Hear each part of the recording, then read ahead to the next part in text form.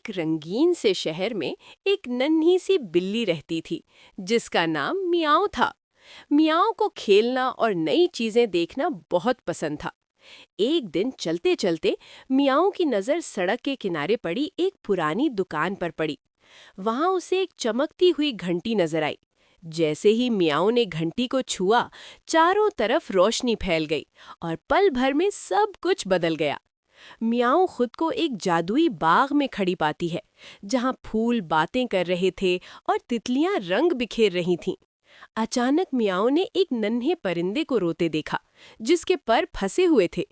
मियाओ ने नरमी से उसकी मदद की और आहिस्ता आहिस्ता परिंदे के पर आजाद कर दिए। परिंदा खुश हो गया और खुशी से उड़ने लगा। इसी लम्हे रोशनी फिर चमकी और मियाओ वापस अपने शहर में आ गई।